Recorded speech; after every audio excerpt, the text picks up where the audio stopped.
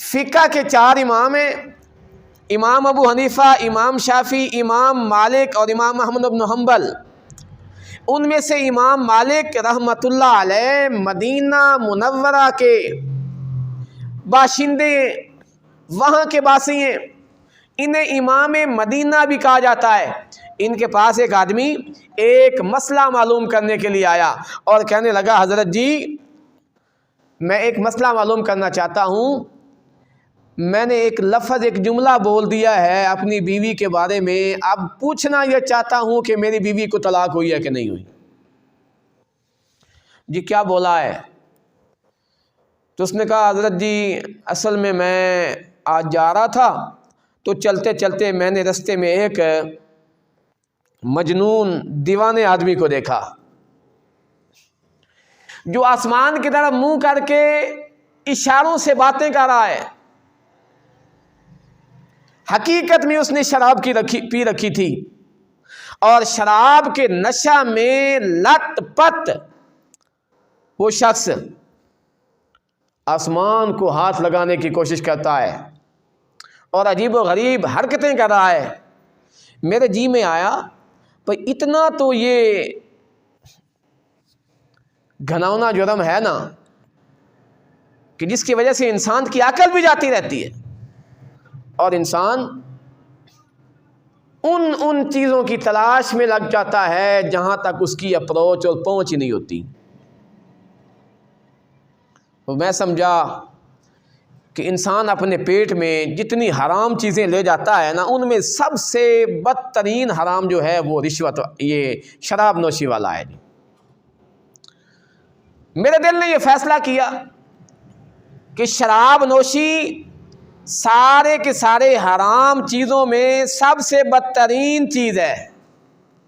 میں نے اپنے من ہی میں یہ فیصلہ کرتے ہوئے قسم کھا لی، اگر انسان کے پیٹ میں جانے والی چیزوں میں سے شراب سے زیادہ بھی کوئی چیز حرام اور غلیظ ترین ہونا تو میری بیوی کو ہی طلاق ہے۔ کیا جملہ بولا جی؟ انسان کے پیٹ میں جانے والا جتنی بھی حرام چیزیں ہیں ان میں سب سے زیادہ غلیظ ترین، نجس ترین، بدترین جو حرام ہے وہ شراب ہے۔ وہ کہنے لگا بھئی اگر یہ شراب نہ ہو نا، انسان کے پیٹ میں جانے والا سب سے غلیظ اور سب سے نجس کوئی اور چیز ہو تو میری بیوی کو ہی طلاق ہے۔ یعنی میں یہ سمجھ رہا تھا کہ اس سے بڑھ کر اور کوئی چیز نجس ہے اور حرام کوئی نہیں۔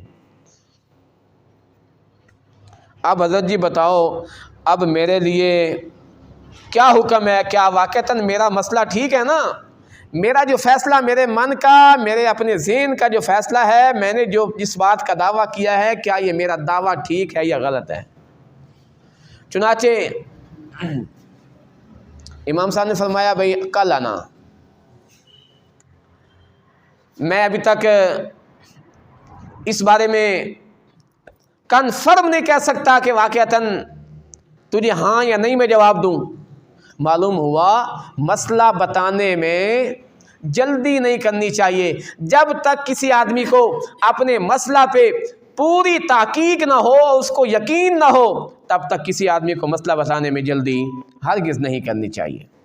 اب دیکھیں یہ بھی امام ہے، امام مدینہ ہے، پوری فقہ ان کی طرف سے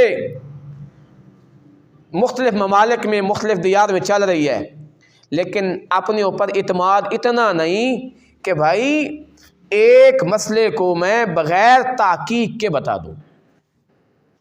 دعوت فکر ہے ان لوگوں کے لیے جو بغیر تحقیق و تفتیش کے ایسے ہی مسائل بتاتے پھرتے ہیں اور بعد میں پھر پچھتاتے پھرتے ہیں، جناب جی انج نہیں تھے، انج ہونا چاہیے سی۔